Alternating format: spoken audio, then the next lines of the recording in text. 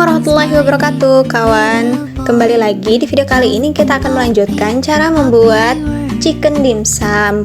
Bahannya yakni adonan yang sebelumnya sudah kita diamkan 20-30 menit, kita pipihkan menggunakan pemipih.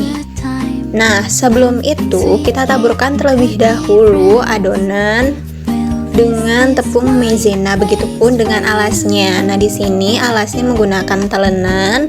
Sementara kalau teman-teman punya alas untuk tempat memipihkan adonan tipe yang lain boleh saja. Nah, di sini adanya talenan, maka menggunakan talenan. Alasnya ditaburi tepung maizena, begitupun adonannya ditaburi sedikit tepung maizena agar tidak lengket.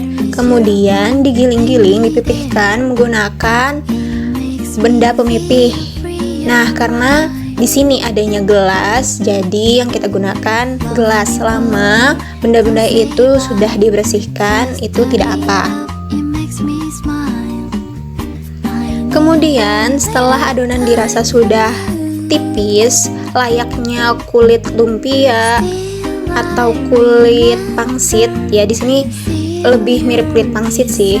Nah, kalau misalnya sudah dirasa mirip seperti kulit pangsit, kita bisa rapikan hingga membentuk persegi atau sedikit persegi panjang. Nah, normalnya kan dimsum itu menggunakan kulit pangsit yang bentuknya lingkaran. Nah, karena di sini harapannya tidak menyisakan adonan apapun, jadi kita bentuk persegi atau persegi yang sedikit panjang. Bahkan pun kalau misalnya sama sekali tidak dirapikan membentuk persegi panjang pun tak apa sebetulnya, karena nanti kan juga kulit lumpianya ini akan sebagai pembungkus bagi isian dimsum seperti itu. Jadi tidak masalah kalaupun nggak dibentuk kotak atau nggak dibentuk lingkaran gitu, nggak simetris, itu nggak masalah karena nanti akan kita maksimalkan untuk diolah seperti itu. Sebetulnya itu justru lebih baik karena tidak menyisakan adonan sama sekali.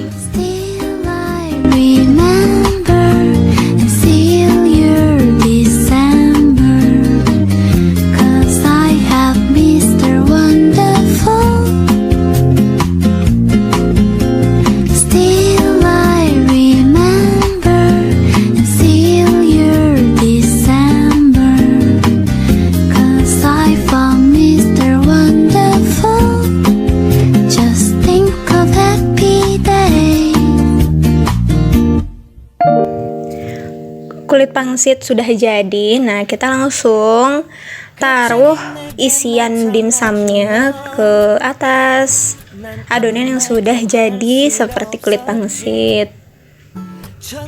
Lakukan secara terus-menerus hingga adonan dan kulit pangsitnya habis.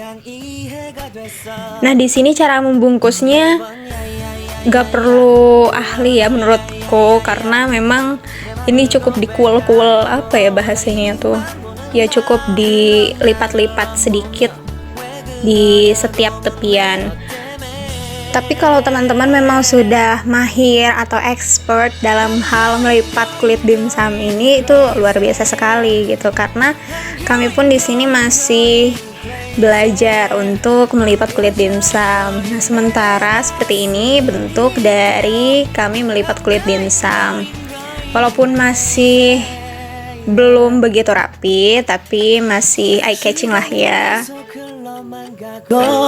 기다리다 지쳐 그만 널 놓칠까봐 하지만 성급한 나의 고백을 넌 거절할까 두려워서 매번 야야야야야 불러 널 야야야야 네가 제일 좋아하는 게 뭐냐고 물어본 나. 그런 나를 넌 보며 대답 없이 미소만 짓는데 I'm going crazy. I'm going crazy. 무뎌져 버린 내 가슴이 뛰어 I'm going crazy. Yeah, I'm going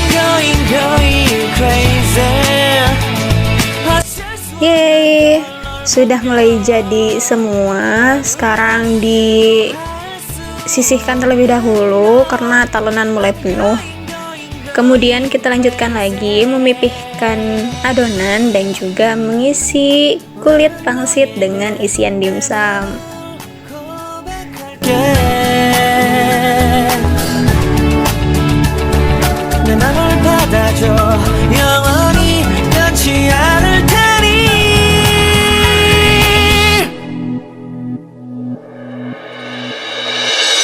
I'm going crazy. I'm going crazy.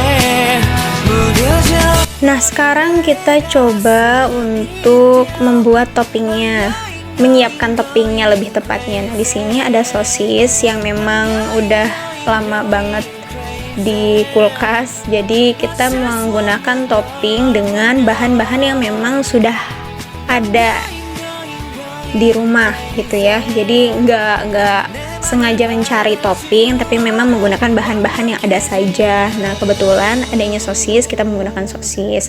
Kemudian di sini juga ada topping keju. Terus teman-teman kalau lihat itu ada cabai.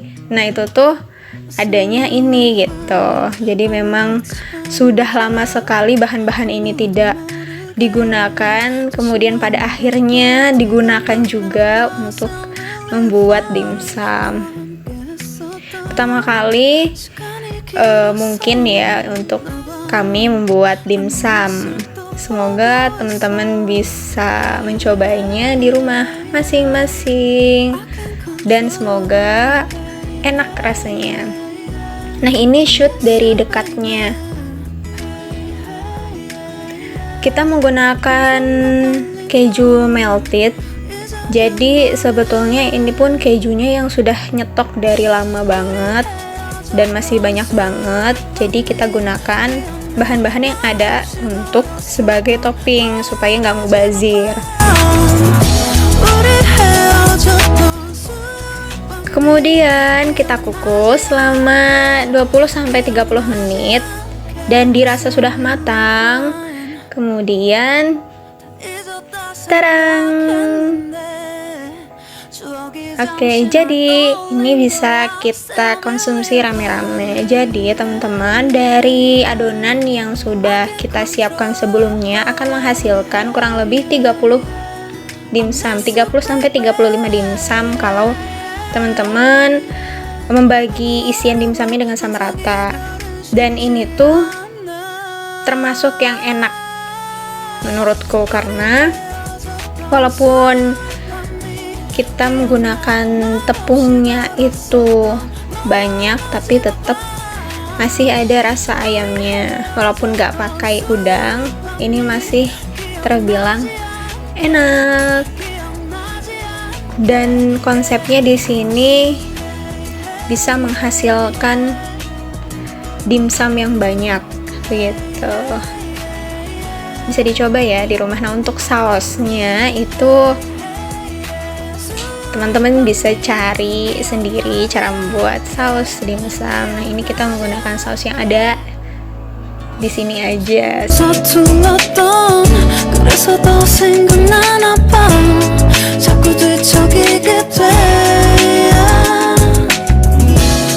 Oke, itu saja. Terima kasih atas perhatiannya. Semoga bermanfaat. Kalau ada saran, silahkan komentar di bawah ya.